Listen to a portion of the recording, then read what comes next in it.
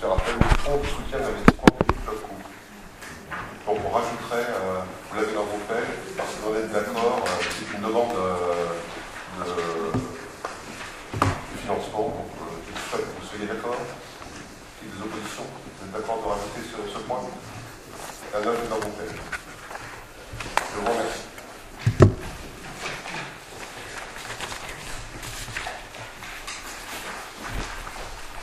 Donc on va passer au point numéro 3, c'est l'installation d'un conseil municipal.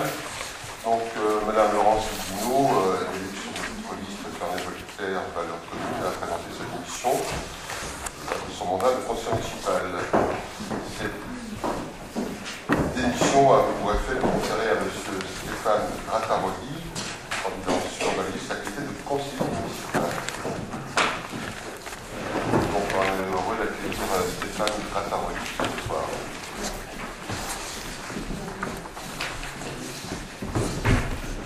Stéphane, tu as quelque chose à dire cette maman après le point de l'air.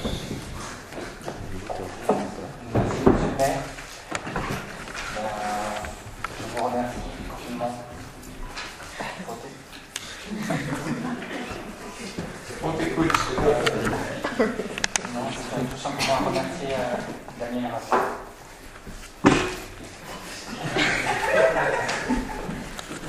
C'était court, c'est bien.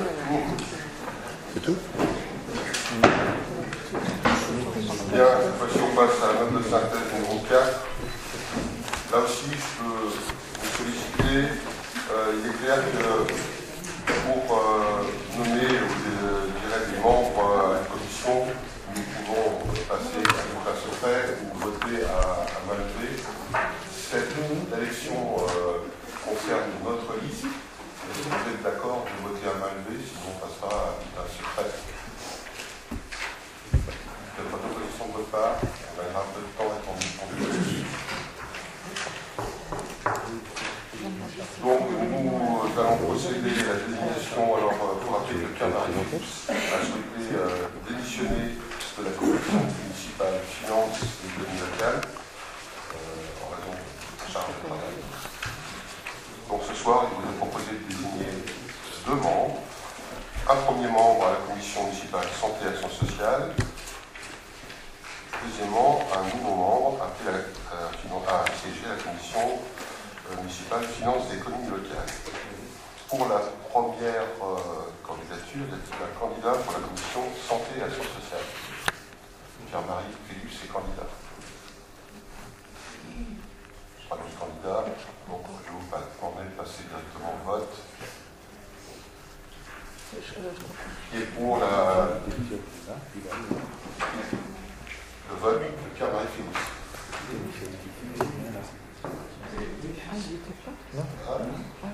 Y a-t-il des abstentions? Des oppositions? Monsieur Poulon a une abstention.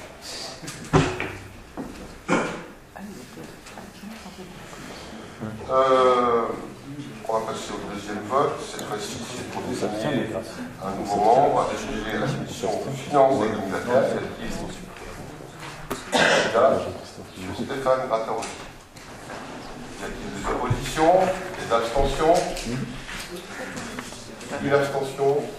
Monsieur. Monsieur Beau. Il y a une abstention. Les votes positifs.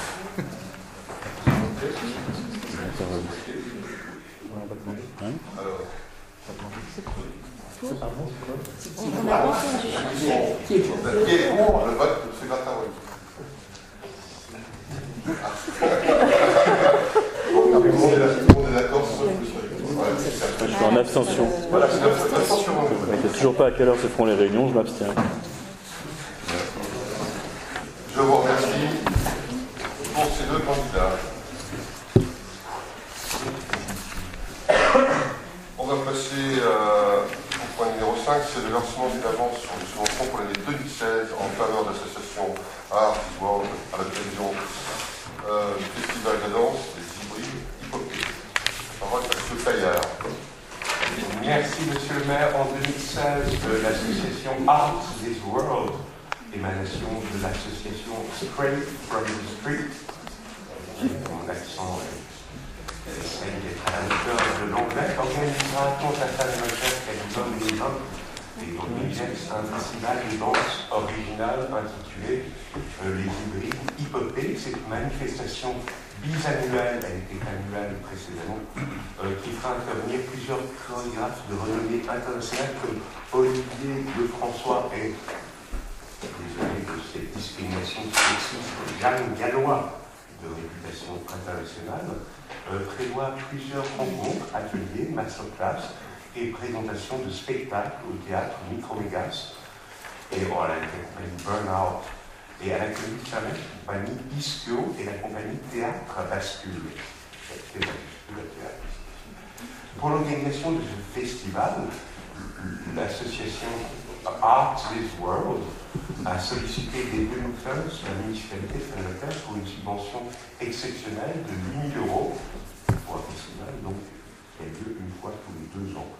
Afin de permettre à l'association susdite d'engager les dépenses relatives à ce festival qui se tiendra en mars prochain et sous réserve de l'avis favorable de la commission de vie culturelle et rayonnement touristique réunie le 1er février 2016, la dite association a donné un avis favorable. Il est proposé aux membres du conseil municipal d'approuver le versement immédiat au profit de l'association Art This World d'une avance de subvention d'un montant de 4 000 €, étant précisé que l'inscription budgétaire de la dépense correspondante figurera au budget préventif de 2016 et d'autoriser le maire ou l'un de ses adjoints à signer tout document afférent. Merci M. Bayard. Je veux quand même préciser que nous avons soutenu cette manifestation et ce groupe. Alors c'est vrai que c'est pas facile, ils n'ont pas l'habitude de présenter les dossiers. On les a soutenus aussi bien dans la communication que dans le montage des dossiers. Et on connaît la difficulté. Alors, certains d'entre nous ont dit leur suite à la commission culture. Je pense que certains vont vouloir intervenir là-dessus. Il y a une petite erreur, ce n'est pas Micromégas, c'est à la comédie dans l'intervention. Ils vont intervenir. Bon, je sais qu'ils interviennent mercredi 9 mars au collège de Ferney avec des ateliers pour 3 classes de 6e. Après, ils seront à la comédie de Ferney à 20h avec 3 compagnies. Ils seront aussi présents le jeudi 10 mars à la comédie de Ferney avec un spectacle de 2 compagnies avec des échanges prévus. Et le vendredi 11 mars, encore à la comédie de Ferney avec des spectacles scolaires, 3 représentations, plus de 250 élèves. Ils seront aussi à l'école Jean Calas, à l'école intercommunale, dans la programmation des spectacles scolaires, au Marouzet pour des sessions d'entraînement. Nous avons aussi aidé cette compagnie dans la réalisation de flyers, d'affiches, et d'affiches de 70 par 100 et une centaine d'affiches à 3. Voilà notre travail auprès de cette compagnie, avec toute la difficulté pour représenter ce spectacle pour les gens qui n'ont pas l'habitude de préparer ces montages. C'est fait en collaboration avec Yvonne, qui paye la même chose. Voilà, je donne la parole maintenant à Sandy. Monsieur Mélan. Oui, moi j'ai une question. Pardon. Oui, j'ai une question qui est par rapport aux 2 associations. Ce sont 2 associations fermésiennes. Alors, c'est complexe avec eux. On l'a vu d'ailleurs si on revient à ce qui s'est passé au Marouzet. Au départ, on avait plusieurs associations. En fin de compte, on en a eu une. Après les démarrages, on parlait simplement de Marouzet pour ce type d'association, c'est assez nouveau. Alors, c'est souvent des Fermésiens. La localisation de l'association, je crois que c'est à Gex, maintenant, en fonction de l'habitat d'un et des autres. Mais les personnes qui sont là sont bien connues et ont habité ou habitent Ferney, en tout cas familialement. Une question, M. Mélan? Oui, deuxième question qui est, vous ne pensez pas que ça aurait été utile, dans le cadre de la politique de la ville, d'avoir quelque chose, une manifestation plus centrée sur les quartiers, sur le quartier des TAD notamment? M. Philips. Alors, dans le cadre de la politique de la ville, ça ne se programme pas comme ça, c'est très strict la programmation, ça passe par un comité technique, ensuite par un comité de pilotage, Et pour programmer des événements artistiques dans le cadre de la politique de la ville et dans le quartier, c'est un processus qui est beaucoup plus long que ça. Mais sur une autre manifestation qui aura lieu au mois de juin, donc un festival vécien qui s'appelle le Festival Tôt ou Tard, on a prévu une intervention qui sera soit au Levant, soit dans les dates. Donc voilà. Donc ça sera un festival d'art de la rue gessien et, si vous voulez, le décrochage carnésien se fera. On n'a pas choisi exactement la place parce que ça dépendra peut-être du début des travaux sur l'école Florian. Donc ça sera soit au Levant, soit au Tate. Oui, parce qu'avant il y avait une manifestation annuelle qui se passait au COSEC qui réunissait quand même passablement de monde et qui était un moment assez convivial. Donc ça serait dommage de perdre ce moment-là. Est-ce qu'il est prévu à un autre moment par... Oui, alors en fait, effectivement, avant c'était l'association Straight from the Street qui faisait donc ce festival avec une édition danse à Divonne et une édition battle à Ferney qu'on a bien connue au COSEC. Malheureusement, comme c'est pas la même association qui reprend, ils ont décidé de se concentrer sur une édition plutôt danse, donc plutôt actée spectacle, et qui du coup est plutôt, c'est eux qui ont fait le choix de se diriger plutôt donc vers des théâtres pour des spectacles. Et moins ce côté, évidemment, c'est le choix de l'association, hein, c'est pas de notre volonté.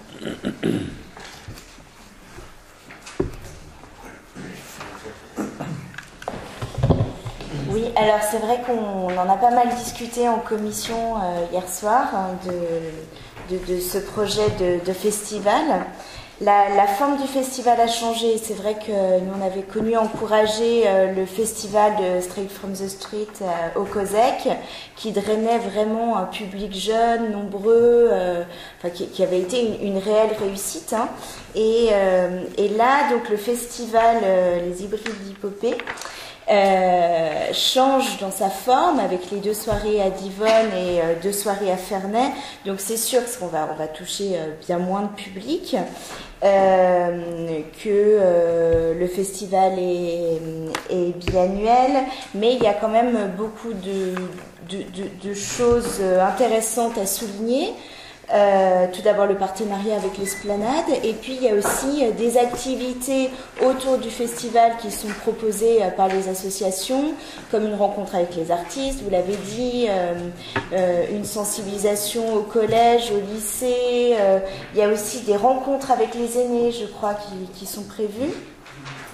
Enfin, je trouve que le projet est intéressant. Alors on peut bien sûr un peu contester et discuter au sujet du montage du dossier, vous l'avez dit, mais en même temps, on a des jeunes qui ont une réputation, qui sont talentueux, qui amènent un public qu'on recherche quand même ici dans le pays de Gex, un public jeune. Donc, moi, je vais voter pour cette subvention parce qu'il me paraît important, même s'il y a un peu des défauts au niveau de la forme, de toutes ces choses conventionnelles qu'on leur demande, il me semble que notre rôle, c'est aussi de faire confiance, d'accompagner, et même si on est exigeant, exigence peut aussi rimer avec bienveillance. Donc, je pense qu'il faut tout de même saluer ce genre d'initiative et l'encourager. Merci. Y a-t-il d'autres remarques? Pas de remarques. Bien entendu, on soutient d'ailleurs cette libération de l'humaine. On essaie aussi, dans le cadre de la salle des Marmouzets, d'un accueil, cette fois-ci, disons, une salle de danse à disposition, et ils l'utilisent, croyez-moi. Donc on travaille avec eux, et bien entendu, cette forme, on peut regretter ce qui se passait avant, la salle du précède, maintenant, salle Henriette Conduit. On souhaite que ça revienne. Voilà, mais on les aidera aussi, comme on le fait là, avec parfois certaines lacunes dans la préparation des budgets. Mais on est là aussi pour soutenir cette forme d'art. Madame Franquet.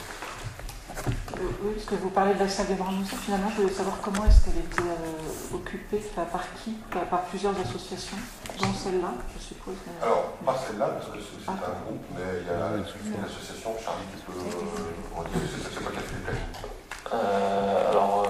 j'ai plus en tête toutes les associations qui l'utilisent, parce que derrière, du coup, elles ont traité directement avec Muriel.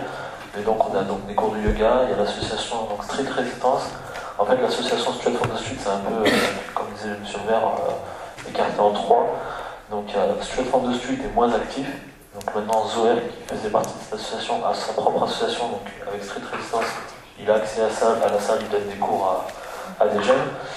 Raphaël Smadja, donc lui avec son association, crée le festival hip-hop, donc lui aussi issu de Street for the Street. Lui, il fait le festival donc édition danse qu'on va avoir là, les Hip Hop. Et après, au niveau de l'utilisation de danse des marmousés, je crois qu'il y a des scolaires aussi qui ont accès, il y a des cours de yoga, il y a d'autres cours de danse d'un style différent. Voilà. J'ai pas les associations détaillées en tête, mais je peux demander à Muriel Clavel qui nous donnera tout ça. Merci. D'autres remarques? On va passer au vote. Y a-t-il des oppositions? Donc deux oppositions. Monsieur Coulon, j'imagine, Monsieur Clavel. Y a-t-il des abstentions? Alors, Madame Garriot, deux voix. Monsieur Charles Martin, Michel. Je vous remercie.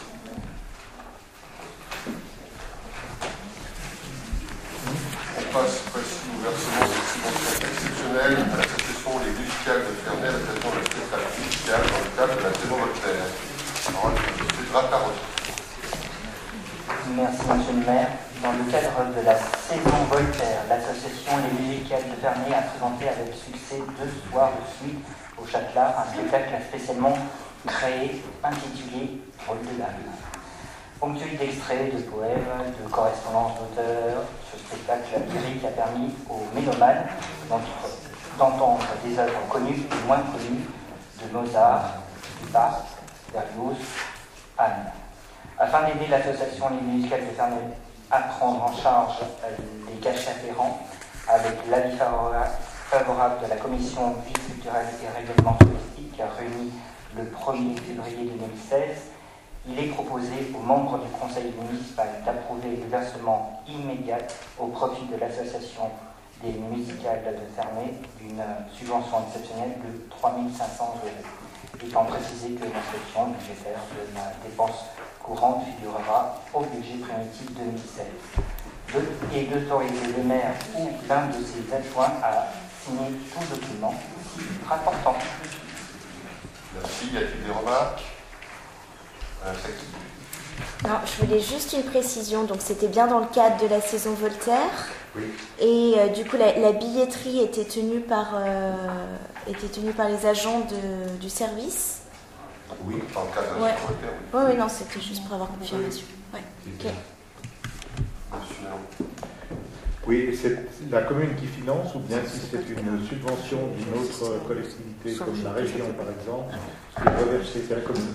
Ok, je ne savais pas. Moi, je ne savais pas. Madame Franquet. Oui, j'affirme ce que vous venez de dire. La billetterie, j'ai été au spectacle, le soir où j'étais, était tenue par l'association et pas par la mairie. Donc, je pense qu'il y a une petite mise au point à faire avec l'association. Pour les gens, oui, c'est toujours la association. C'est compté, là. C'est quoi? Il y a une erreur. C'est pas les années là, c'est les musicales de Ferney. Les musicales de Ferney. Et je pense qu'il y a une petite mise au point à faire. Si c'est la commune qui finance en partie, Donc la billetterie ça fait normal que la billetterie soit faite par l'association. bonne remarque, on va en remonter ça rapidement. Donc, en l'occurrence, il y a eu une petite erreur pour l'intitulé de cette note de synthèse. Il s'agit bien des musicales de Ferney et des amis de l'orgue, contrairement à ce qui est associé au 5e paragraphe. 4e paragraphe. Donc, c'est bien les musicales de Ferney et non les amis de l'orgue. Et d'autre part, le musicien, un des musiciens qui a été mis en scène n'était pas Dubac, mais bien Henri Dubac, avec un D comme dit. Très bien, si on parle des amis d'orgue, on a eu un concert remarquable qui était remarquable par les interprètes et le nombre de participants, le temps était prêt. Donc merci aux amis d'orgue d'avoir fait un très beau travail. Voilà. Et ça, et pour revenir à des questions autrefois sur les amis d'orgue, l'ensemble des comptes nous sera remis et renvoyé à chaque conseiller pour voir si les budgets sont bien utilisés. On revient à cette note de synthèse. Y a-t-il d'autres remarques? passer au vote, y a-t-il des oppositions? Donc, 2 oppositions. Y a-t-il des abstentions? Monsieur Castel. Je vous remercie.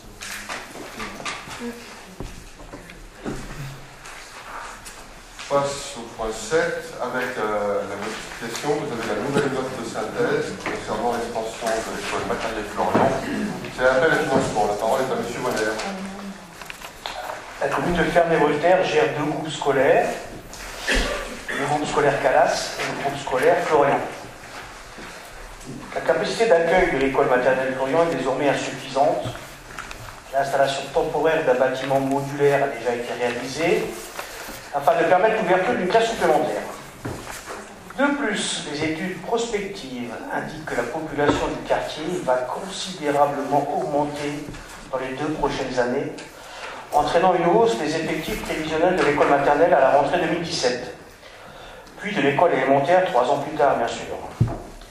Par ailleurs, le groupe scolaire Florian, ayant été construit dans les années 1970, les agencements intérieurs ne sont plus en adéquation avec les besoins actuels.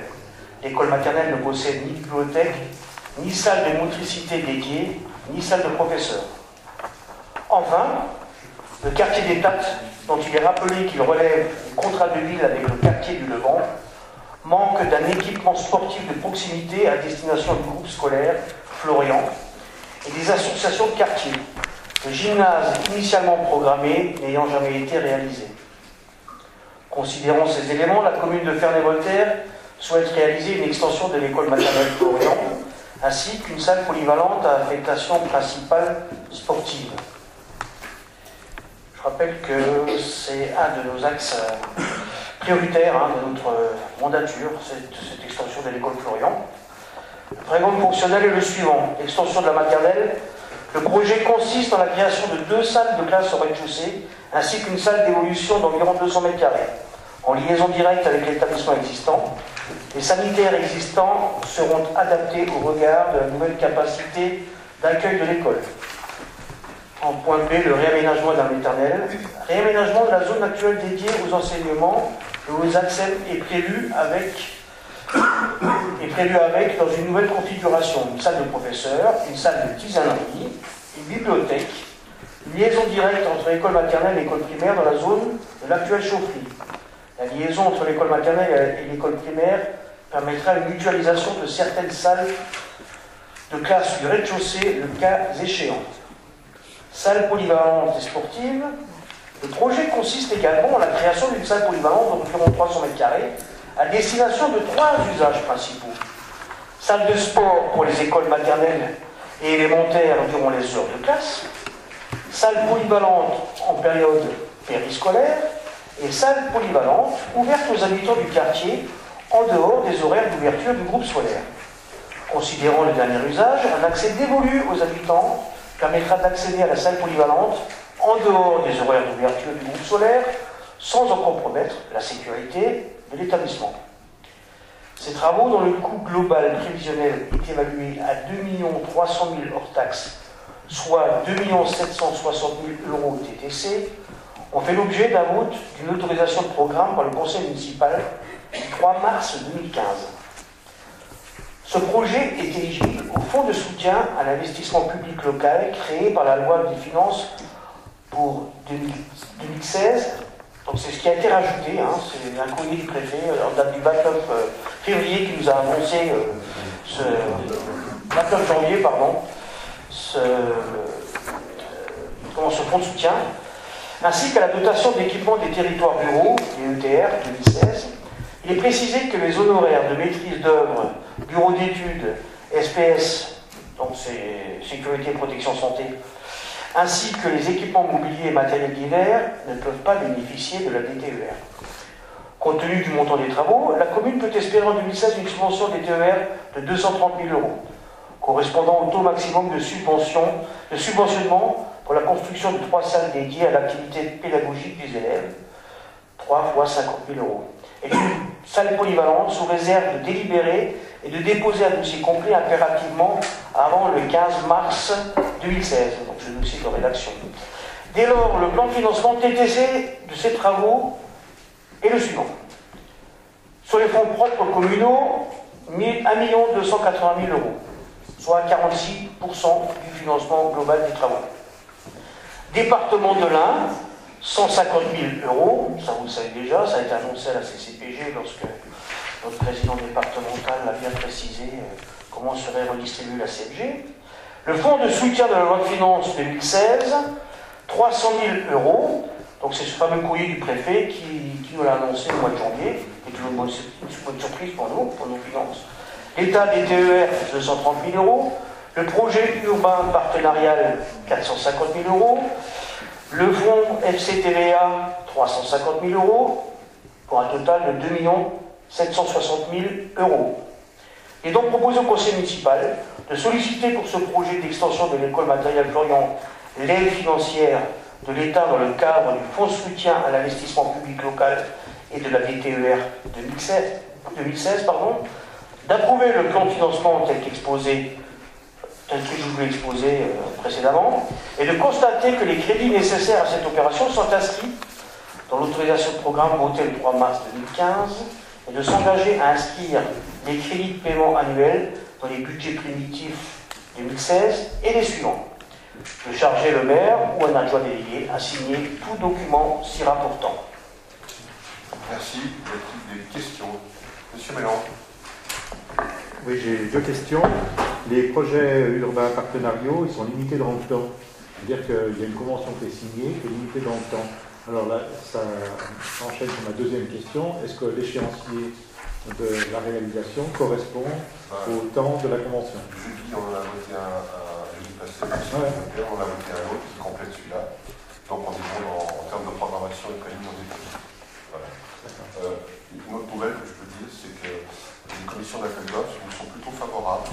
On voit que les entreprises recherchent, qui travaillent, et les prix sont plutôt intéressants. Et si on peut minorer ça en prenant des bonnes entreprises, ça va dans le bon sens. Donc la programmation est faite et ces pubs vont vraiment nous aider. Est-ce qu'on pourrait avoir l'échéancier? Merci.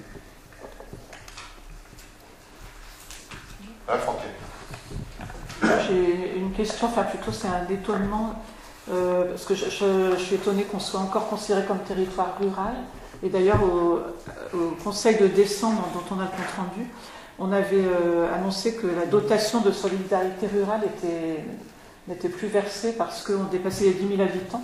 Donc d'un côté, on n'est plus considéré comme territoire rural et d'un autre côté, on l'est encore. C'est parfois des dévirats administratifs, mais moi je pense qu'il vient. Dans cette affaire, on a la possibilité de solliciter, alors on nous dit, ce fonds, on va maintenir l'utiliser. Et pour revenir au pub, à la précédente question, le côté délicat du pub, il faut que les affaires se réalisent. Et c'est ce que vous me dites. À un moment donné, il y a certaines promotions qui vont arriver. Alors, est-ce qu'elles vont aboutir? Le questionnement est là aussi. Donc, on a une programmation, mais à chaque fois, c'est fermé avec des temps parfois de réponse administrative de 30 mois. Donc, on a bien acté dans les conventions un certain nombre de choses. Mais c'est délicat, et je dis, toutes les communes passent par là. Je n'ai pas la solution technique, si ce n'est une convention plutôt solide. Et les pubs sont établis pas par la commune de Vernet, mais par la CCPG. Un peu. Monsieur François. Oui, je suis d'accord avec vous, c'est la CCPG qui vote les pubs. Pour ce qui est du calendrier, moi j'aimerais quand même savoir si le permis de construire a été déposé, approuvé, je veux dire, pour l'école. Et est-ce qu'il y a des recours? On est dans les délais, on a dû dépasser les délais, je crois qu'on est en... Mais on n'est jamais à l'abri de quelque chose dans ce secteur, comme ailleurs.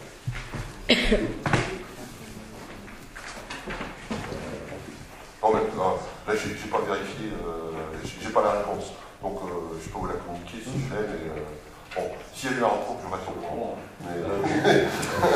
Mais Madame Franquet. Oui, Oui, j'aurais une demande, c'est que tout ce qui concerne le groupe scolaire Florian soit discuté, au minimum présenté en commission scolaire, parce que c'est un non-sujet en commission scolaire, ça n'est jamais abordé. Moi, je l'ai déjà demandé, j'ai demandé qu'on organise une visite de l'école avec les élus, ça n'est absolument jamais abordé. Donc je ne sais pas dans quel cadre les décisions sont prises, probablement entre l'exécutif et la commission travaux, mais il me semble curieux que la commission scolaire ne soit jamais associée. Alors bien entendu, elle est associée dans le cadre de l'exécutif, mais ce travail qui se fait réellement en commission travaux et en commission urbaine, le montage, etc. Bon, bien entendu, si la commission scolaire souhaite des informations, elles vous seront données, madame. C'est clair. Oui, et comme ce projet va concerner aussi les habitants donc d'État, apparemment, par l'usage de la salle polyvalente, est-ce que donc, le conseil de quartier qui a été désigné dans le cadre de la politique de la ville a été appelé à se prononcer sur le projet Alors le projet était antérieur à l'arrivée du conseil citoyen, mais on arrive à compléter. Il est encore installé. Alors, le conseil citoyen ne pouvait pas être informé parce qu'il n'était pas formé. Ça sera le cas la semaine prochaine, puisque la réunion fondatrice du conseil citoyen aura lieu le mardi 9 à 18h30 à l'écologie. Et bien sûr que ce genre de projet, le conseil citoyen, puisqu'on est dans le quartier politique de la ville, est appelé à avoir un œil dessus et puis donner son avis. Mais pour le coup, c'était avant.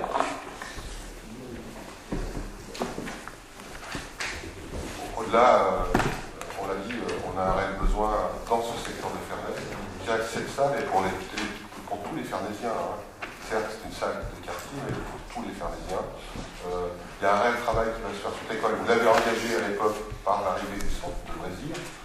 On le complète avec la construction de cette salle, plus l'extension de la maternelle. Il y a un travail qui va se faire globalement autour de l'école. Donc, par exemple, on souhaitait réfléchir sur le terrain de foot qui est actuellement en herbe. Est-ce qu'on peut le mettre du synthétique? Pourquoi pas? On verra les possibilités. Je pense que les mamans du quartier vont nous bénir. Il y aura moins de boue sur les chaussures et sur les pantalons. Mais voilà, c'est tout ça. Et on attend aussi l'arrivée du conseil du quartier. Dans l'utilisation de cette salle, parce qu'il y aura peut-être des idées, comment on la monte. Derrière, c'est une salle polyvalente. Il y a un certain nombre d'équipements qui seront à réfléchir. Et c'est bien de réfléchir à plusieurs. Voilà ce que je veux dire. Y a-t-il d'autres remarques? Pas de remarques? On va passer au vote. Y a-t-il des oppositions?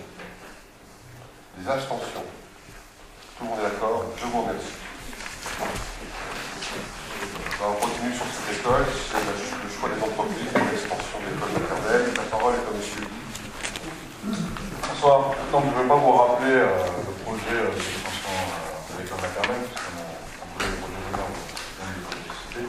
Donc, je vais passer directement à l'avis d'appel à la public avec concurrence publié le 3 décembre 2015. Donc, 60 offres d'entreprises ont été reçues.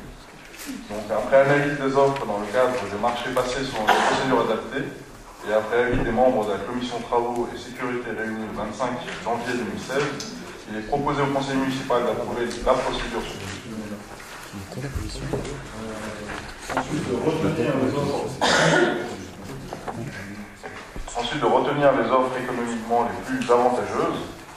Je vous laisserai lire le tableau pour un montant total d'1 923 101 € hors taxe. D'autoriser le maire ou un adjoint délégué à signer toutes les pièces relatives à ces marchés, de s'engager conformément à l'autorisation de programme approuvée le 3 mars 2015 à inscrire les crédits nécessaires dans le budget primitif 2016 et suivant opération numéro 32. Ce dossier complet est consultable au bureau des services techniques. Je vous remercie. Très bien, on retrouve les entreprises qui vont, je vois, œuvrer aussi pour le centre de loisirs. Principalement, on trouve des entreprises locales et qui vont donner de très bons résultats en termes de temps et de qualité de travail.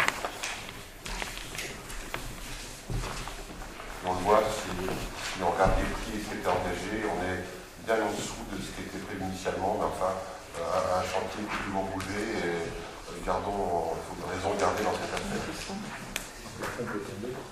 Etienne. Oui, juste une petite question. Est-ce qu'on a une idée de quand vont commencer les travaux? Parce qu'il avait été initialement évoqué le mois de janvier. Donc janvier est fini, ça n'a pas commencé. Quand est-ce qu'on a une idée? Nous votons ce soir des entreprises. Non, mais j'ai bien compris qu'on ne pouvait pas avant janvier. Également, il y a des délais. Oui, on est dans les délais, ça veut dire que les travaux vont il y a certaines parties des travaux qui vont débuter au printemps, avec le gros des travaux pendant les vacances scolaires, c'est là qu'on aura le résultat. Et ça veut dire qu'il y a des préparations de travaux qui vont suivre pendant la période scolaire, à minima, et on ne va pas déranger ni la maternelle ni la primaire dans cette affaire. Mais on va faire des travaux préparatoires. Sachant qu'on est sur des montages plutôt légers, ce qui a été fait au centre de loisirs, on est dans le bois, donc on a moins de contraintes béton que sur d'autres structures. Oui, donc là je rejoindrai M. Rigaud sur le positionnement des réunions de commission. La réunion était positionnée le 25 janvier donc, 2016, c'était le même jour que la réunion sur la ZAC, qui pourtant est assez déterminante pour tous ceux qui participent à la commission de travaux, vu que c'est une évolution de la ville qui va avoir quand même un certain impact. Donc là, je déplore simplement que la réunion ait lieu à ce moment-là. D'ailleurs, j'ai vu que M. Lee n'avait pas de bonne ubiquité. Et puis, donc il n'était pas là, résultat à la réunion ZAC, sauf à la fin. Donc, mon autre question, c'est, il y a eu des appels d'offres, et lors d'un dernier conseil municipal, j'avais insisté sur la nécessité dans les lettres d'appel d'offres de respecter la question des négociations et de l'ouverture aux négociations, et je voulais savoir si ça avait été le cas pour ces lettres d'appel d'offres.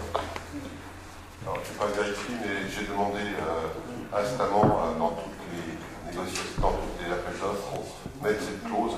Moi, je l'ai fait même à la CCPG parce que sur certains, on ne l'avait pas indiqué.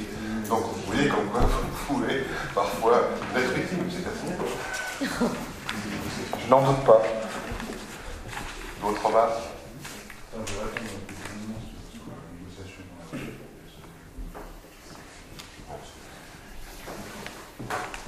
Pas de remarques. On passe au vote. Y a-t-il des oppositions? Des abstentions? Tout le monde est d'accord? Je vous remercie. On passe sur la ZAC de Ferney-Genève Innovation. C'est une convention d'utilisation des locaux entre la SPL et la commune de Ferney-Voltaire. La parole est à M. Christian Ayou. Bonsoir à tous. Dans le prolongement des délibérations du Conseil municipal de 2015 relatif au transfert de la convention de portage foncier et de la mise à disposition des parcelles AN 140 et AN 153, la SPL Territoire d'Innovation et la commune de Ferney-Voltaire se sont rapprochés pour établir un projet de convention d'utilisation des locaux. La commune souhaite conserver la gestion des logements qu'elle a aménagés au premier étage de l'immeuble et qu'elle destine à des étudiants, artistes, techniciens, des événements culturels fernésiens ou associations dans le cadre de mise à disposition de courte durée. Elle souhaite également conserver l'usage du local numéro 15 dans lequel elle entrepose du matériel, ainsi que du module adjacent à l'établissement AC Tuning dans le bâtiment annexe. L'immeuble transféré à la SPL ayant vocation à être démoli dans le cadre du projet d'aménagement du secteur de la poterie, il convenait de déterminer les modalités particulières d'utilisation des locaux aménagés au premier étage de l'immeuble par la commune, ainsi que le lot de stockage, le lot numéro 15 destiné au stockage de matériel. Plus précisément, les locaux concernés sont les suivants: 5 studios meublés au premier étage, d'une superficie de 20 m², avec buanderie, local technique. Un appartement meublé au premier étage de l'immeuble de 100 m² composé de 3 chambres, d'un séjour, d'une cuisine, d'une salle de bain et d'un sanitaire, des locaux de stockage composés du lot numéro 15 et d'un module du bâtiment annexe. Les modalités d'utilisation des locaux figurent dans le projet de convention annexé à la note de synthèse. Il est proposé au conseil municipal d'approuver la convention d'utilisation des locaux à passer avec la SPL Territoire d'Innovation sur les parcelles AN 140 et AN 153, d'autoriser le maire ou un adjoint délégué à signer la convention si annexée et tout acte s'y rapportant. Très bien, il y a des questions? Pas de questions, on va passer au vote. Il y a des oppositions, des abstentions? Tout le monde est d'accord? Je vous remercie. On passe cette fois-ci une proposition d'acquisition foncière sur le chemin de roue. La parole est à Christian Alliot, toujours. Afin de faciliter l'élargissement du chemin de Birlou, la réalisation d'un trottoir, emplacement réservé numéro 9 au PLU, la société Tervinca a accepté la cession des parcelles AN 645, 651 et 653 d'une superficie globale de 155 mètres carrés. Voir le plan annexé. Les travaux envisagés sur l'emprise foncière cédée s'inscrivent dans le cadre des programmes de travaux pluriannuels relatifs à la mise en accessibilité de la voirie. La parcelle AN 168 d'une superficie de 241 mètres carrés serait également acquise auprès de la société Tervinca dans le cadre de la réserve foncière. La superficie de l'ensemble cédé à la collectivité représente 396 mètres carrés, estimés entre les parties à la somme de 20 055 €. Il est proposé au conseil municipal d'approuver l'acquisition des parcelles AN 168, 645, 651 et 653, d'autoriser le maire ou un adjoint délégué à signer les actes correspondant à tous les documents s'y rapportant, de s'engager à inscrire les crédits nécessaires au budget primitif 2007. Très bien, y a-t-il des questions? Oui, comment ça sera un trottoir discontinu. Est-ce que vous avez prévu de prendre langue avec M. Kowalewski pour essayer de régler le problème? Vaste sujet.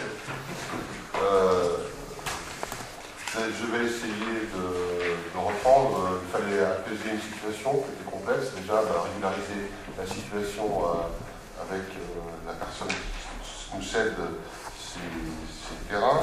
Vous avez bien vu qu'on reprend une parcelle 168 de 140 mètres carrés. C'était l'objet de l'échange qui était prévu. L'idée, on est là vu arriver, de trouver des solutions avec le propriétaire que vous avez nommé, si on y arrive. Sinon, on trouvera une solution type jardin familiaux ou n'importe quoi. Pourquoi pas dans ce secteur, il y en a besoin aussi. Donc, j'essaie de trouver avec toutes les parties un compromis acceptable. Mais vous l'avez vu, vous avez essayé, j'imagine aussi. C'est complexe par rapport à une personne qui a décidé de ne pas céder. Alors, j'arrive avec un autre argument. C'est pour ça que je vais essayer encore une fois. Monsieur Bellin. Les deux parcelles, la 152 et la 168, sont toutes les deux sous la ligne de bruit. Oui. On est plein dedans. 152 aussi. La 152 aussi. Ah oui, ça passe sur la maison 553, la ligne de bruit, elle passe plein dans le parcelle. Ah, 152. La 152. Non. Alors, oui. Voilà. C'est pas le même prix. On s'est compris. Mais au-delà, vous avez bien vu qu'il y a des règles et qu'il ne peut pas y faire grand-chose. Il y a un emplacement réservé aussi. Moi, je souhaite qu'il y ait une politique du trottoir pour tout le monde. Voilà. Mais on s'est tous exercés à ça. Je vais essayer de trouver avec les parties, si je peux, un compromis acceptable. D'où l'achat de la parcelle 168, qui est une friche actuellement. Monsieur Rigaud. Ça veut dire, si je comprends, si je suis bien la discussion, qu'il n'y aura plus que la 149 à discuter pour faire un trottoir qui va jusqu'au chemin de la C'est le propriétaire. Non, mais je dis, là-dedans, il n'y a personne qui a la science infuse. Vous avez essayé, j'imagine, plusieurs fois. On n'a pas pu trouver de solution. La 149 est pour nous importante. On l'a tous compris. Mais une fois, si on l'a pas, on l'a pas. Mais on essaiera. Et après, il y a d'autres moyens. Ça s'appelle des DUP.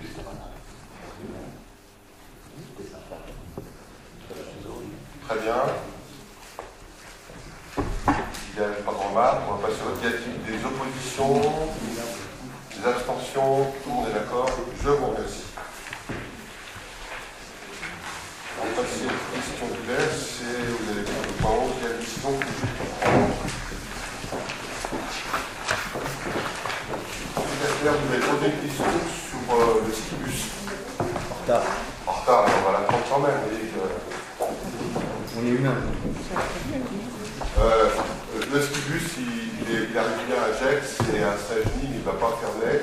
Ce qui était prévu initialement, c'est la ligne F qui vous amène directement auprès du skibus. Voilà la réponse. Mais le petit tarif, vous les connaissez, 2 euros, etc. Bon, il n'y a pas la volonté, et je dirais le coût quand même important, d'amener ces lignes sur Ferney-Voltaire. De rajouter quelque chose, c'est ce skibus, je crois qu'il n'a pas toujours été absent de Ferney-Voltaire.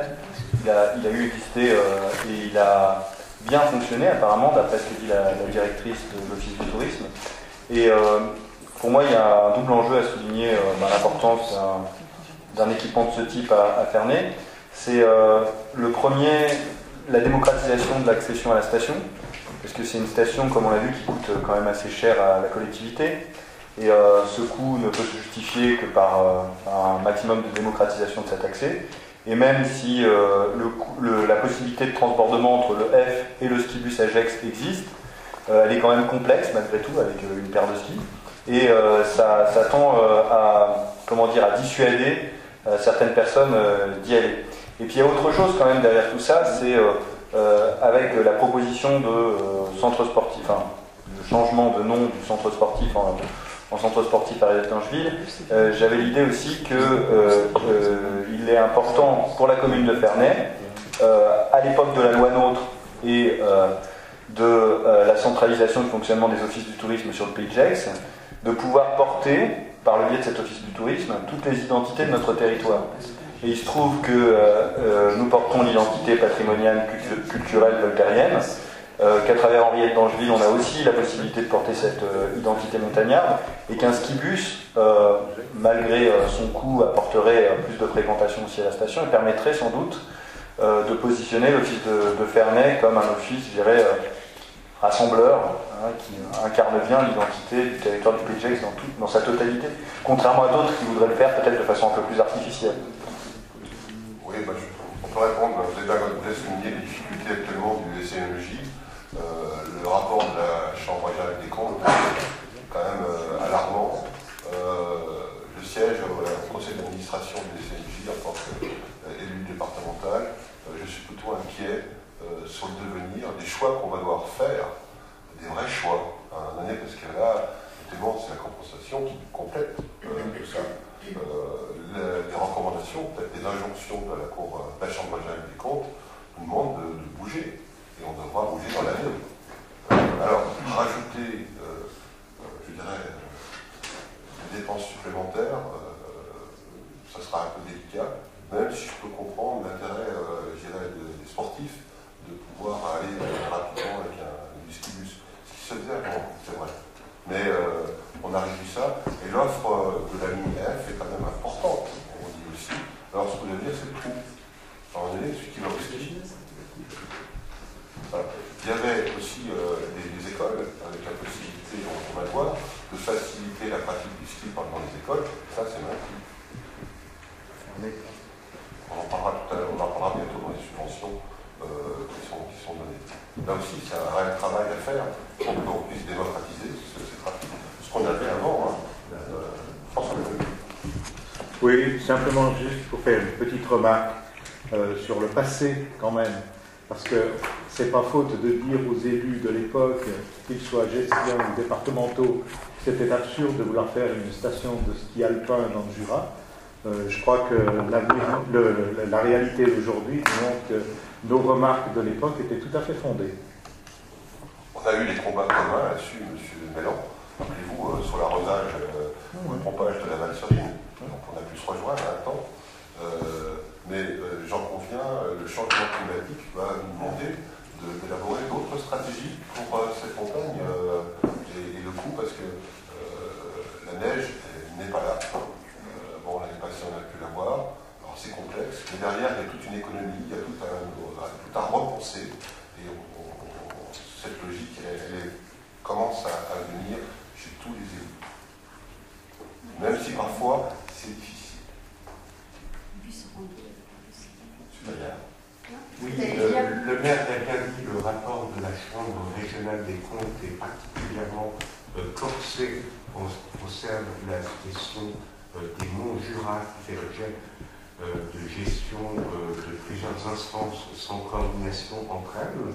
Je crois que M. Kessler voulait promouvoir le symbole de Madame d'Angeville au niveau de Ferney-Voltaire pour faire valoir que cet alpiniste qui a effectivement habité Ferney-Voltaire avait vocation peut-être à promouvoir la prétention de Ferney-Voltaire à animer les monts du Jura. Ce qu'on peut dire par contre, et la nouvelle qui est tombée cette semaine, c'est qu'on est dans la plus grande incertitude en ce qui concerne l'office de tourisme, à savoir que la loi NOTRe, effectivement, prévoit le transfert de la compétence touristique à la communauté du Pays de Gex, mais ne fait pas obligation aux communes, dès lors qu'elles ont établi une taxe de séjour, de transmettre le produit de la taxe de séjour à l'office de tourisme intercommunautaire. Donc c'est une chose tout à fait curieuse que le législateur transfère la compétence sans transférer certains des moyens matériels d'exercice de ces compétences. Mais pour Ferney-Voltaire, c'est plutôt une bonne nouvelle et ça donne peut-être certains moyens de négociation. Bien, voilà. On est loin du stibus, mais on a la même inquiétude que vous sur la destination des offices et comment on va répartir l'intérêt des offices sur l'ensemble du Pays de Gex. Il y a Yvonne, il y a Ferney-Voltaire, il y a Gex, il y a Saint-Denis, il y a le Mont du Jura, et je rappellerai, quand on parle des Monts du Jura, on a une mauvaise nouvelle, c'est-à-dire qu'un promeneur qui a été attaqué par une vache, donc la plainte a abouti, et la pauvre vache n'a pas pu se défendre, et le coût pour l'agriculteur est phénoménal. C'est-à-dire que maintenant, moi, je suis inquiet.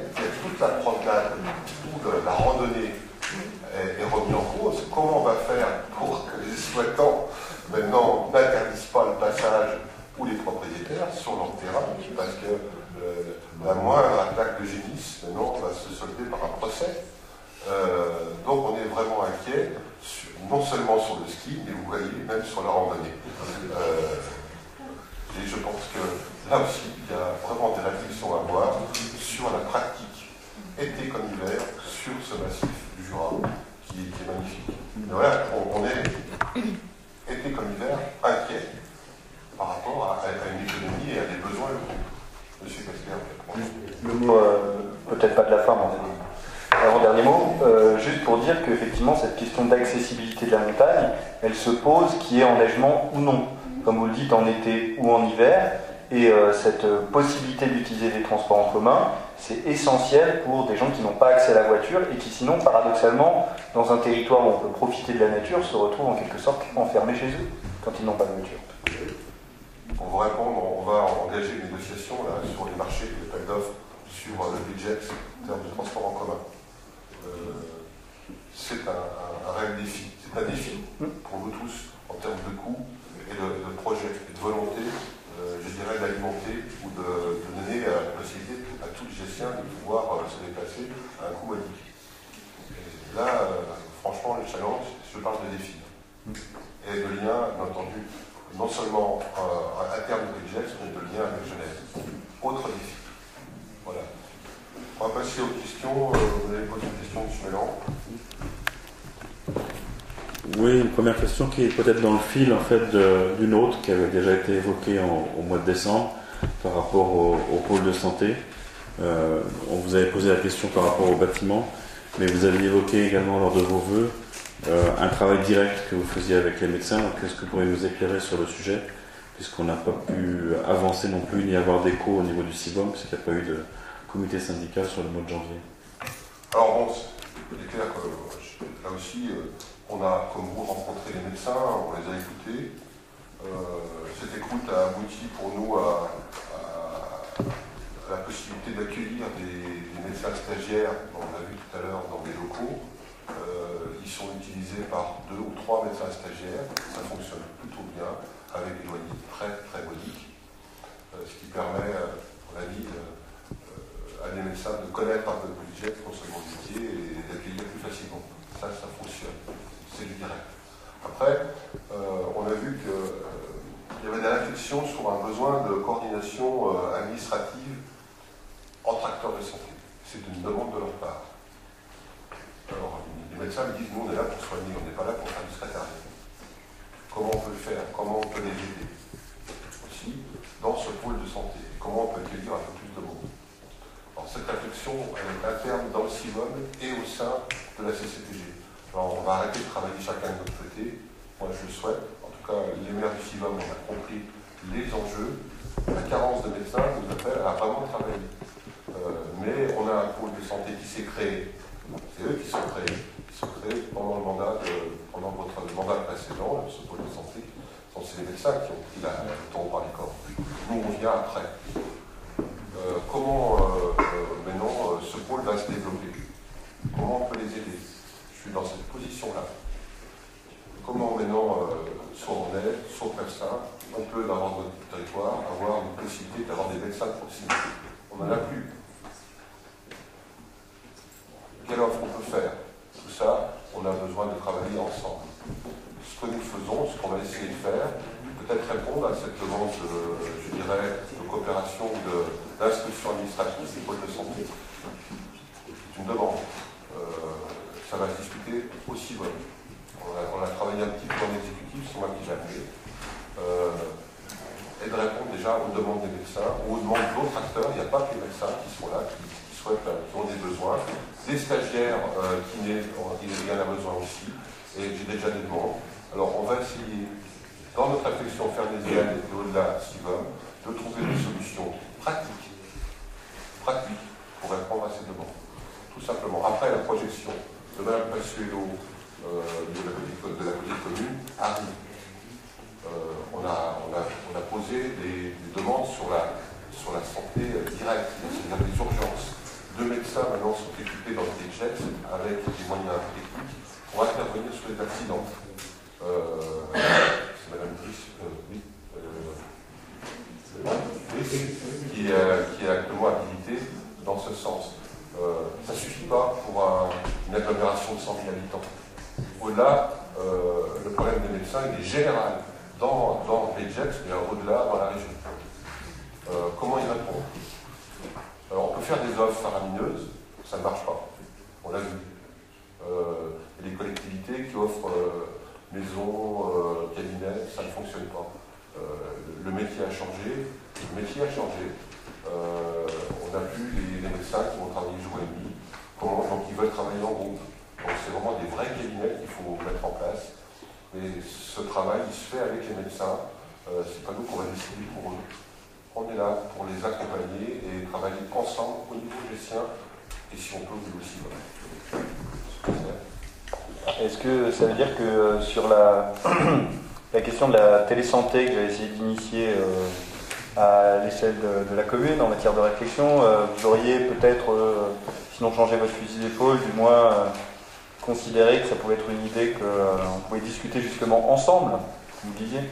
C'est un autre sujet, là. Ça concerne la coordination des médecins, quand même. Oui, mais comment dire, les médecins nous montrent des choses un peu très simples. Je ne veux pas en parler ce soir, mais essayer de travailler sur un changement du cabinet de soins, de l'offre de soins. Donc les infirmières qui sont situées à Saint-Pierre, peut-être dans la semaine, on va peut-être trouver des nouveaux locaux pour elles. Ces locaux, on a un nombre de mètres carrés important. Hein. Les besoins sont moindres. On verra ce qu'on peut faire dans le reste des locaux disponibles. Pourquoi pas?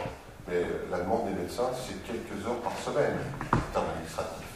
Ce n'est pas un travail journalier. C'est aussi des moyens techniques. C'est de la fibre, c'est un certain nombre de choses. Au niveau de fibre, actuellement, nous n'avons pas de fibre. Nous travaillons, je dirais, sans le SIA, pour amener de la fibre directement sur le site. Comme alors, je vous réponds. Donc ça, c'est un travail que nous faisons, c'est un peu dans l'urgence, non seulement au niveau économique, les entreprises ont besoin de cette fibre, ils nous la réclament, le CIA n'est pas en capacité de nous répondre. Nous faisons ce travail pour que cette fibre arrive au niveau du site, comme on fait le travail pour qu'elle arrive au niveau du lycée-collège. Voilà, c'est tout ça, c'est un ensemble de choses. Et les médecins, ils ont besoin de cette fibre aussi. Comme le laboratoire d'analyse qui est là-bas, qui travaille, bon, certes, ils ont des moyens, ça suffit, mais la fibre va encore améliorer leur travail. Ça vous. Oui, mais je ne vous ai pas tout à fait répondu à ma question. En fait, dans le projet qui était proposé au CIVOM, et je pensais que c'était à ça que vous faisiez allusion lors de vos vœux, il était question de monter une forme d'association et d'avoir en fait les médecins de la MSPEG qui participent de façon, je dirais, plus active à la coordination au niveau du territoire. Alors, ils ont été réticents. Je sais, mais c'est pour ça que j'étais intéressé par vos échos et votre travail, puisque vous l'évoquiez. Donc, je voulais savoir si vous aviez avancé dans ce sujet-là ou pas. Sur ce sujet-là, clairement, ils sont réticents. Voilà, ils ont monté leur pôle, ils veulent déjà le structurer avant d'aller plus en avant. Voilà, c'est la position actuelle des médecins. Elle peut évoluer, mais je crois que vous la connaissez. Donc il y avait d'autres actions qui étaient prévues, qui avaient été mises dans le rapport, qui avaient été discutées. Est-ce que vous les soutiendrez, je dirais, au niveau du CIVOM, parce que c'est aujourd'hui en stand-by, en particulier la création peut-être d'ailleurs d'un demi-poste, d'une personne qui pourrait coordonner et aider à coordonner tout ceci au sein du CIVOM. La coordination administrative des accords. Mais si les médecins souhaitent aller en avant, pour l'instant, la discussion qu'on a avec eux, et c'est pas Renard Fernet qui parle tout seul, c'est au niveau du CIVOM. Hein. Il y a un travail, on a missionné un cabinet, on voit que c'est un peu en stand-by, on va le dire, avec une réticence, ils n'ont pas envie d'aller plus loin pour l'instant.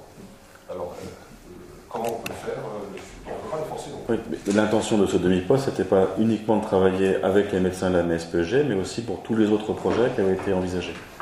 Donc je pense qu'il faut un sujet qu'il faudra remettre vraisemblablement au débat du CIVOM lors du prochain comité. Pour l'instant, l'idée, c'était leur demande spécifique, c'était de la coordination administrative. Ils en ont besoin. Alors, ça peut être complété par un poste, je dirais, d'animateur CIVOM. Mais pourquoi le CIVOM c'est la CCPG qui a besoin de tout ça. C'est la question qu'on s'est posée aussi. Soit on se concentre sur notre petit territoire, mais on va bien plus loin que ça. On peut aussi commencer avec 20 000 habitants et puis démontrer que ça marche, comme on l'a fait pour la cuisine intercommunale, et puis ensuite avoir un projet qui s'intègre dans le territoire. Mais je le dis, pour l'instant, il faut que les médecins, qui sont nos partenaires, veuillent avancer avec nous. Mais il y a eu de leur part Je répète, il n'y avait pas que les médecins, il y avait également tout un travail avec les autres professions. Oui. Il n'y avait pas que les 4 médecins de la MSPEG actuelle. Sur le pôle de santé, on a les infirmières, oui. On a les pharmacies, les médecins, alors peu de kinés. Là aussi, on verra si ça se structure, pourquoi pas.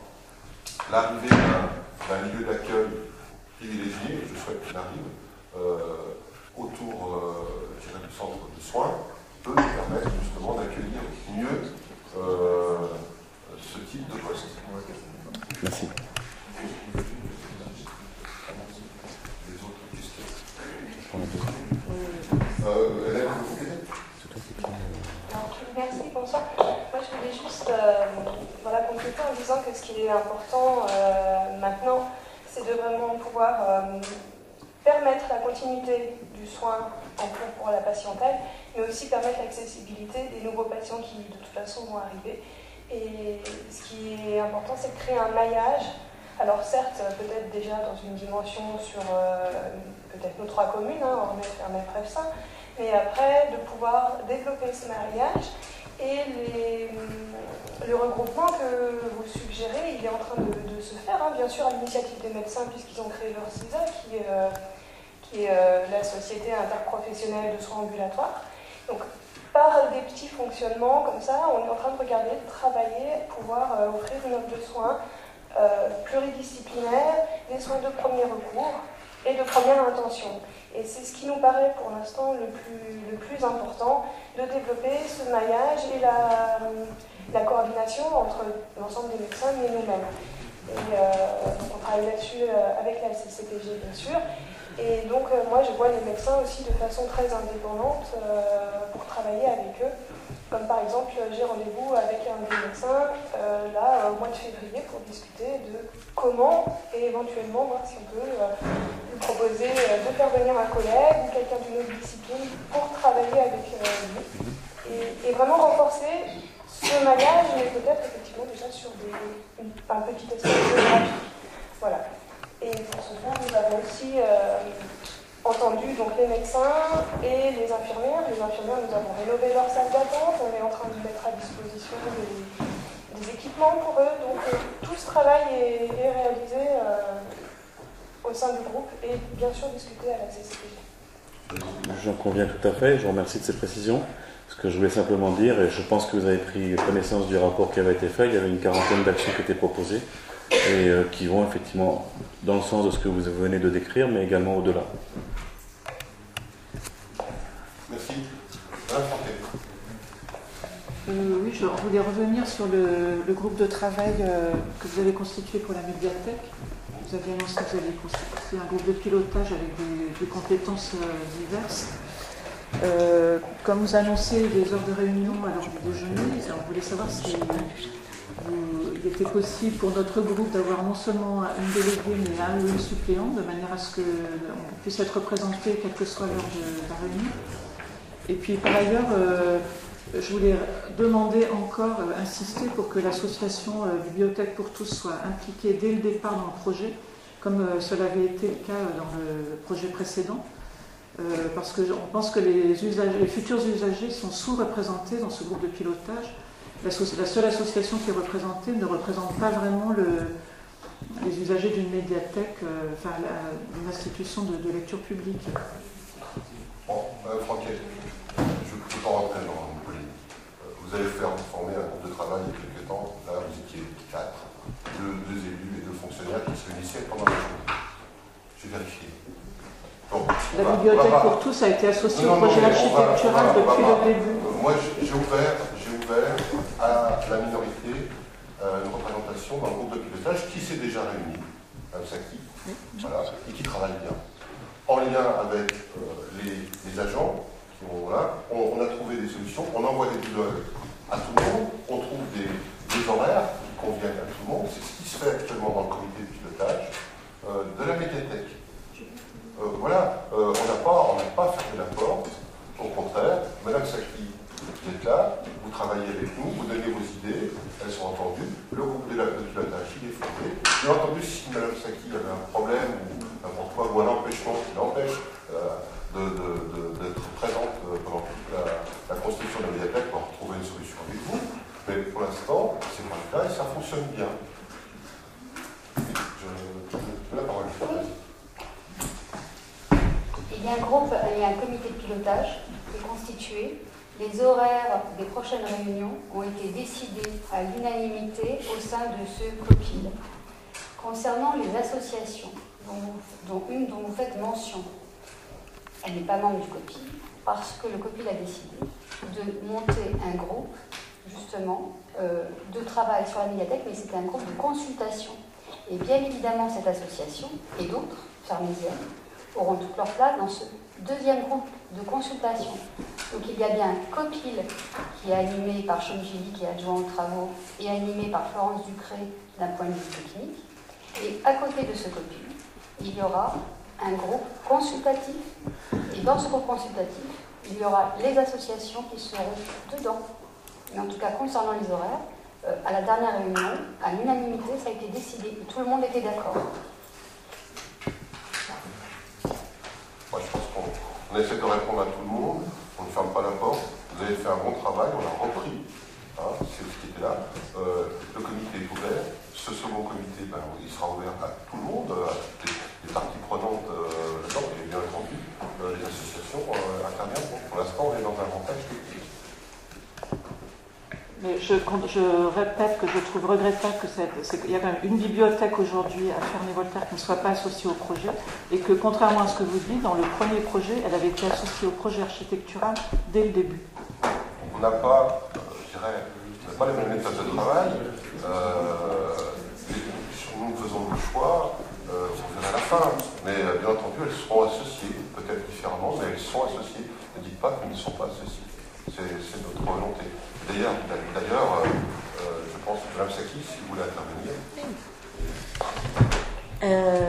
oui, alors c'est vrai qu'en ce qui concerne les heures des réunions, on s'est mis d'accord.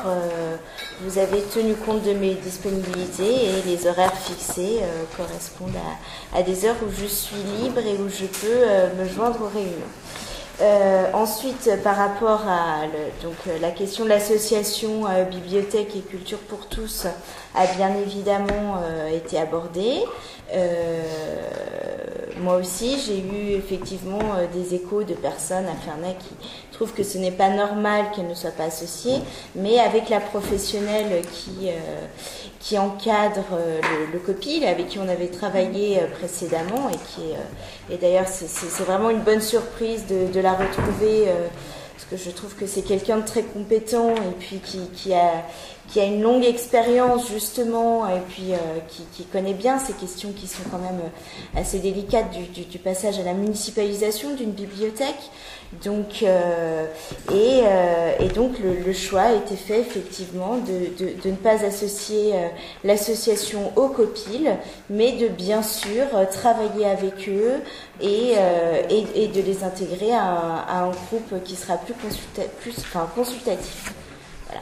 Mais leur avis compte, et puis d'ailleurs le rapport qui avait été établi par Madame Mercier, donc le cabinet Savoir-se-faire en 2013, a été repris, il n'est pas obsolète, il y a toujours beaucoup de règles qui comptent encore et donc voilà, le rapport est pris en compte.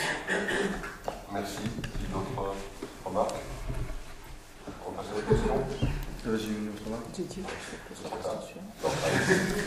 Enfin, je disais que je trouve que le mode de fonctionnement du COPIL pour choisir des horaires est excellent et je me dis qu'on pourrait peut-être le transposer à la commission finance et économie locale. Si simple que ça, Pierre-Marie. Je parle de manière obsolète puisque j'ai quitté cette commission. Notre ami Didier avait effectivement publié un doodle, mais c'était que lui qui pouvait choisir les horaires, donc on n'a pas répondu. Comme dans tous les doodles, on répond aux dates à laquelle on peut. Donc on peut ne pas répondre. Si vous n'avez pas répondu, c'était votre choix. Bien. La même question sur le conservatoire. On attendait de votre part que vous désigniez une personne.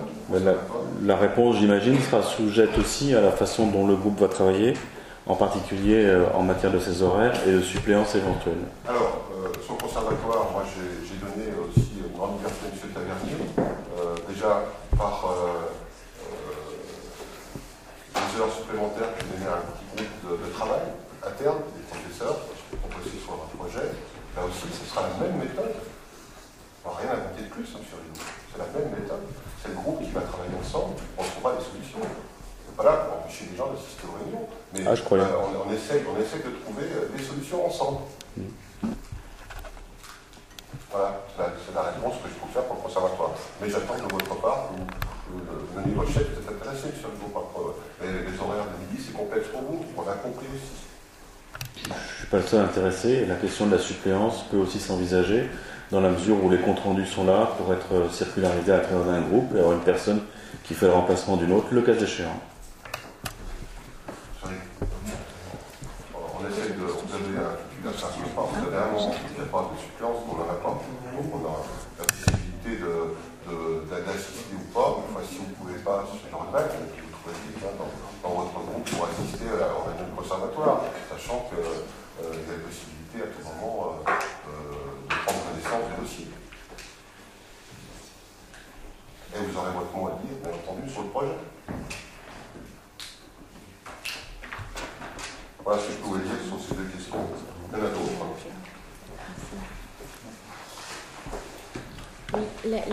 Pour la question suivante, c'est en ce qui concerne le devenir du Châtelard, une question que j'ai déjà posée, mais on repose ce soir. Alors, sur le Châtelard, ce soir on a voté un certain nombre de choses. La compagnie Forme aura l'usage du Châtelard jusqu'à la fin de sa convention qui échoua en février 2017. Donc, je dois recevoir Mme Audemars rapidement. On a 2 rendez-vous prévus. On va aborder tous ces sujets avec elle. J'ai beaucoup d'estime pour Mme Audemars, qui fait un travail remarquable. À aucun moment, je ne veux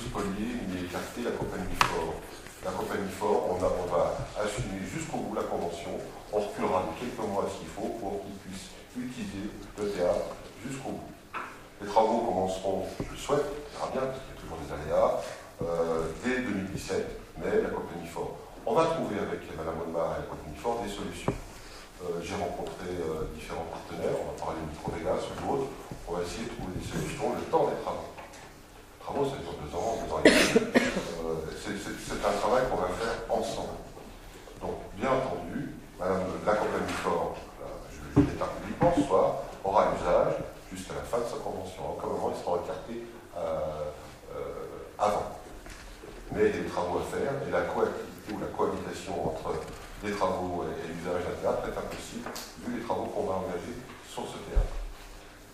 Voilà la réponse, mais bien entendu, déjà, on va rencontrer Mme Audemars, déjà, je vais la rencontrer aussi, et on a un grand respect, je sais, on a un grand respect pour elle, et on avance avec elle. Voilà, je peux vous le dire. Une fois que les plannings de travaux lui seront présentés, elle aura la primeur de certain nombre de choses, vous les aurez aussi. Avec les aléas, des travaux, des recours, etc. Et à chaque fois, la compagnie Ford sera avertie en temps et en heure. Elle m'a écrit, je lui répondrai, bien entendu, mais on a des rendez-vous déjà prévus dans le mois. Donc c'est en clair, vous allez proposer de renouveler la convention et de lui trouver un autre local après février 2017. Deux sujets. Premièrement, on a une convention qui a été démarrée, qui finit en 2017. Et après, il y a un temps de travaux et on va voir sur la nouvelle convention comment on peut travailler ensemble. Okay. Deux sujets. Donc il y a un projet de nouvelle convention. Oui, on n'est pas là pour attaquer la compagnie Ford, bien entendu. Mais il y a un temps de travaux qui est quand même important et on doit le proposer avec. Et ça ne sera pas facile pour elle non plus. Pendant que elle fait de l'enseignement, elle va intervenir dans les écoles ou dans d'autres endroits, et c'est avec elle qu'on doit travailler tout ça. En fait, il y a deux dimensions. Qu'est-ce qu'il y a derrière? Voilà, c'est ce que je pouvais vous dire sur le Châtelard, où vous serez informé bien entendu des travaux, et je souhaite qu'on ait une vision complète des travaux de ce qu'on va faire au Châtelard. On est impacté aussi par on va dire au Châtelard, par le projet ZAD, c'est-à-dire qu'il y a une partie du parking qui va être en DUP. Donc on va repenser complètement le stationnement sur la partie sud du Châtelard, suite à l'élargissement de ce qu'on appelle la rue Condorcet. Il y a un rue Condorcet. Il y a une dernière question. Oui, la dernière question, elle revient assez souvent également. Et elle est évoquée à différents forums, y compris d'ailleurs, j'ai vu récemment dans un mémoire fait par les élèves d'une classe de première, un mémoire d'une 30aine de pages sur la situation de la fibre. Donc on en est où actuellement avec le lycée? Monsieur Lee va vous faire un rapport, mais nous on a avancé vraiment le plus vite possible. Mais il faut rappeler qu'il y a plusieurs partenaires dans cette affaire, et la ville ne pouvait pas arriver avec un fibre optique sans assurance qu'elle soit branchée un jour. Donc, monsieur Lee, vous avez la parole. Oui, donc hier j'ai eu une réunion de calage entre le CERN, la mairie et puis le site scolaire, dans lequel nous devons statuer la faisabilité. Donc c'est déjà un grand pas.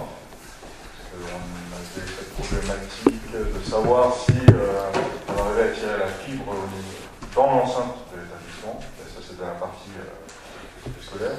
Donc la faisabilité est avérée. Donc hier soir et ce soir en comité d'administration du collège et du lycée, ça devait être validé sur la partie financement interne à l'établissement. Et à la suite de ça, les travaux pourraient commencer pendant les vacances de Pâques. C'est quand même des travaux relativement lourds à mettre en place. Et au niveau de la sécurité, le proviseur préfère commencer ces travaux en dehors du scolaire. Oui, donc j'étais hier pour représenter une collectivité territoriale au conseil d'administration du collège. Donc en effet, le conseil d'administration a pris une délibération de principe pour s'engager à financer sur ses fonds propres la part qui lui revient. Cette délibération a été mise au vote ce soir au conseil d'administration du lycée. Nous avons dû partir avec Madame Nial avant qu'elle passe au vote, mais d'après ce que j'avais pu comprendre, ça ne devait pas poser de problème.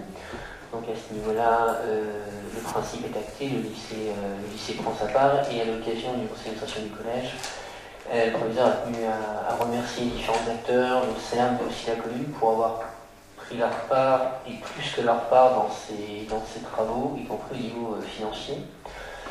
Et il a annoncé une date possible de mise en service au retour des vacances de Pâques, mais plus probable à la rentrée de septembre, d'après ce qu'il pense.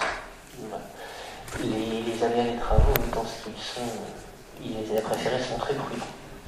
Nous sommes d'accord que la région ne finance pas, c'est les fonds propres du lycée. Ce sont les fonds propres du collège pour 34% et du lycée pour 66%, comme toutes les clés de répartition de la cité scolaire internationale. Oui, je vous remercie de rappeler ça, Christophe Paillard, parce que le quorum des parents, une section de parents d'élèves à laquelle je participe, a failli ne pas voter, bien qu'il ait supporté le projet. Mais pour rappeler quand même le scandale de la chose, puisqu'en fait, la région, qui n'était pas présente d'ailleurs non plus au conseil d'administration, je ne sais pas si elle était là ce soir au niveau du lycée, le département non plus, était totalement absent, et normalement ça fait partie des compétences de la région. Or la région avec Orange, qui soutient Orange, refuse ou ne soutient pas Orange pour aller jusqu'au lycée. Résultat, c'est le proviseur qui en fait prend, comme vous dites, sur ses fonds propres, ce qui est absolument pas normal, pour réaliser quelque chose qui n'a même pas le soutien ni de la région, ni du département. On peut compléter. Alors, au niveau du département, voyez-moi, j'ai agi sur les SIVA, vous connaissez tous l'état actuel des SIVA. Si on attend les SIVA, on va attendre 2 ans peut-être, 2 ans avant que la moindre fibre arrive au lycée. Est-ce qu'on peut attendre ça? Nous avons tous voté ensemble. Je crois qu'il faut donner à nos élèves une chance. Et bien entendu, on va financer dans le parti. Mais c'est un travail, je dirais, terrible face à une administration, et face à la région. Je vais aussi rappeler la région, parce que la région, c'est avant et après. On verra ce qui va se passer, parce que je vais solliciter aussi. Nous avons une réunion au niveau du département concernant le lycée-collège de Ferney, avec le départ d'un certain nombre d'élèves à Saint-Genis. Mais j'ai rappelé à tout le monde que c'est un temps de respiration avant qu'ils se remplissent. Voilà, ce sont des choix. Donc, ces réunions arrivent au niveau du département sur qu'est-ce qu'on va faire, parce que certains envisagent, et je le dis, d'augmenter la capacité du collège pour éviter d'en construire un autre. Moi, je vois plutôt d'un mauvais œil. On a déjà une capacité remarquable d'élèves, on parle du confort des élèves, de la qualité de la... Alors certes, c'est Ferney Voltaire, mais je vais être assez vigilant sur le devenir du collège et du lycée de Ferney Voltaire. Il faut rappeler qu'on parle encore des préfats, même s'ils sont très bons pour certains. J'aimerais que la région investisse maintenant sur Ferney Voltaire. Elle a investi beaucoup à Saint-Genis, mais elle doit aussi repenser Ferney Voltaire. Évidemment, les professeurs qui pourront jouir de la fibre optique sur Saint-Genis attendront encore un petit peu sur Ferney Voltaire. Ils font les mêmes programmes, mais il faudra aussi sans doute ne pas être dupe lorsque les visites officielles viendront ici au niveau de la région pour inaugurer peut-être une vidéoprotection qui sera mise en place au niveau du lycée et qui fonctionnera grâce à une fibre optique qui aura été mise avec le veto, je dirais, de la région. Et le bonheur de la région. Les deux, on est capable de la couper lors des visites. Non, oui, on a bien compris, c'est continuel. Si cette visite a lieu, ça me ferait un plaisir de rappeler, mais peut-être au préalable, les portiques qui fonctionnent avec une fibre financée par d'autres collectivités, la région peut mieux faire. Pour l'instant, on est tout à fait d'accord avec les deux là-dessus. Mais avançons pour les élèves. Étienne. Oui, alors, j'aime beaucoup casser dessus sur tous les absents, et la région est pour ça une belle victime. Cependant, par rapport aux accusations d'absentéisme de la région, il est normal qu'il n'y ait eu personne ce soir, puisque le délégué n'est pas encore nommé. Donc le délégué n'a pas eu de convocation, il n'a pas pu être présent, il y a des délais de rigueur quand une nouvelle collectivité territoriale s'installe. Donc l'ancien délégué en effet ne venait plus, M. Mercier estimant qu'il n'avait plus rien à y faire depuis plusieurs mois. On peut espérer que le nouveau délégué sera plus investi. Ensuite, il est, je pense, faux de dire que le département et la région se désengagent totalement. Vous étiez présent hier, mais vous n'avez sans doute pas écouté cette partie-là. Le Premier principal, hier, mentionnait qu'il allait demander des subventions au conseil départemental pour ses travaux, qu'il espérait bien les obtenir, et que le vote c'était une donation de principe pour aller jusqu'à 6 000 € de travaux aux frais du collège, mais qu'il espérait bien que ce serait moins, puisque nos conseillers départementaux préférés prendraient évidemment à bras-le-corps cette demande de subvention.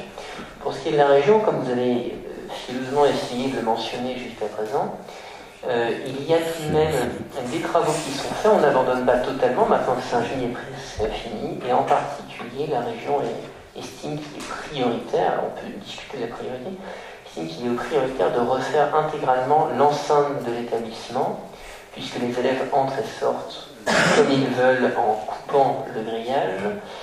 Et donc oui, la subvention a été donnée et la région a estimé que pour ces travaux-là, l'établissement était prioritaire. Alors ils mettront de la vidéosurveillance, peut-être grâce à notre fibre, peut-être autrement. Et ensuite, la région avait estimé, ce qui est probablement le plus discutable, que l'établissement était déjà suffisamment fourni en fibre, puisqu'ils sont en accord avec Orange pour que l'établissement soit fourni. Et que, officiellement, Orange nous a raccordé à la fibre il y a déjà 1 an, même si on sait bien qu'effectivement ce n'est pas le cas pour la région. La réponse est, écoutez, Orange a fait. Donc, on est d'accord qu'il y a évidemment des désaccords avec la région qui est parfois de très mauvaise foi, mais on ne peut pas non plus dire qu'elle abandonne totalement le lycée de Ferney. Ce serait, je pense, assez inélégant de les charger à ce point-là. Je voudrais juste dire quelque chose, il ne s'agit pas de charger la région. D'ailleurs, de ce point de vue-là, l'ancienne majorité est absolument aussi inconséquente que l'actuelle. Il faut quand même le dire. Pour la connexion à la fibre, on nous a vendu une connexion à la fibre qui n'existait pas, c'était n'importe quoi. Et là maintenant, alors effectivement, la nouvelle mode, c'est la sécurité, parce qu'on a à la tête de la région quelqu'un qui court en voiture après les malfrats dans sa propre ville. Donc il a décidé que la priorité, c'était de mettre du grillage autour d'un lycée, que c'était vachement moins important qu'il y ait de la fibre qui arrive jusqu'aux lycéens pour leur apprendre des choses importantes. Bon, voilà, c'est un choix politique, et puis on en verra nous aussi les conséquences. Et je pense que de ce point de vue-là, effectivement, on peut avoir une politique proactive, c'est-à-dire on a un projet de raccordement numérique, mais il y a aussi des choses très positives qui existent dans la ville en termes de numérique et de progrès techniques, comme le Fab Lab au Marmouzet. Et moi, j'espère que ce raccordement à la fibre permettra de développer technologiquement le lycée. Je œuvrais pour ça, j'ai été à l'origine de la pétition qui a demandé à ce que ce soit raccordé, et tout le plaisir était pour moi. Et donc j'espère que ce ne sera que le commencement d'une collaboration possible avec le Fab Lab Pangloss et le lycée de Ferney, voire peut-être celui de Saint-Genis, parce qu'on ne va pas les exclure. Très bien. Juste pour répondre à chacun des 3 points. Sur la question de l'initiation des pétitions, je sais que c'était votre idée géniale. Cela dit, d'autres personnes œuvraient dans l'ombre, avec plus ou moins de succès, avant que vous attiriez la couverture à vous, n'en doutez pas. Deuxièmement, sur la collaboration entre le Fab Lab et le lycée, c'est une collaboration qui est déjà pensée bien évidemment par différents enseignants du lycée, vous n'êtes pas sans l'ignorer. Elle peut évidemment être améliorée et on travaillera à ça, ça me paraît la moindre des choses. Ensuite, sur les gens qui pensent qu'il faut juste courir après les malfrats en voiture, je ne commenterai pas. Cependant, je tiens à vous rappeler que le lycée a des problèmes importants de sécurité, que ce n'est pas seulement le président de la région qui le pense, mais le principal du collège. Non, mais le collège et le lycée ont des problèmes. Il y a des problèmes d'intrusion et que et pas plus tard que vendredi, il y a 10 jours, il y a eu une intrusion de personnes non autorisées, que le principal du collège a été agressé et a dû porter plainte à la suite d'intrusion de personnes non autorisées. Donc on peut certes dire qu'il y a des problèmes plus importants et plus urgents, mais il est faux de penser que c'est uniquement une préoccupation politicienne venant de Lyon. Il y a des vrais soucis et la demande a été faite dès septembre-octobre par le principal de le périmètre avant l'élection de la nouvelle majorité régionale. Il se trouve qu'ils ont une bonne concordance de vue sur ce point-là. Je ne dis pas que la région a dû se forcer pour faire ces travaux-là. Bien. Il n'y a plus de questions. On va passer. Le prochain conseil municipal aura lieu le 1er mars. Des annonces, 3 annonces à l'Assemblée générale des anciens de la FN. Le 4, on a la collecte de sang. Le 5 et le 7, on a des rencontres générales à la salle du Levant. Vous l'avez vu, hier, on a inauguré l'exposition de la musique, elle est remarquable. Et encore un grand merci à l'association Fermée en Mémoire. Du 2 au 10 février, on a les auditions au conservatoire. À la Comédie, le 4 février, on a le dernier jour d'un condamné sur Hugo. Le 5 février, c'est la pièce Proudhon, modèle Courbet, le 6 et 7, voyage au bout de la nuit au Châtelard. Le 8 février, Montagne du Jura, c'est de la géologie et paysage par Michel Conti. Le 10 février, la vraie histoire des notes de musique, c'est un spectacle par les musicales de Fernand Voltaire au théâtre Micromégas, 3 jours, on dit. Le 18 février au 15 mars, on a l'exposition Lutte des femmes, programme pour tous à la Maison Civile. Le 20 et 21 février, éthique pour jeunes acteurs d'une pièce d'Olivier au Châtelard. Le 26 février, conférence proposée par Orion au Centre Nautique. Et enfin, le 27 février, Heureux Comics, spectacle de marionnettes à Micro-Vegas. Je vous souhaite une bonne soirée et je vous invite au verre de l'amitié. Pour les conseillers et les adjoints qui n'ont pas vu, nous avons changé le centre de porte du conseil municipal. Et cette fois-ci, ça va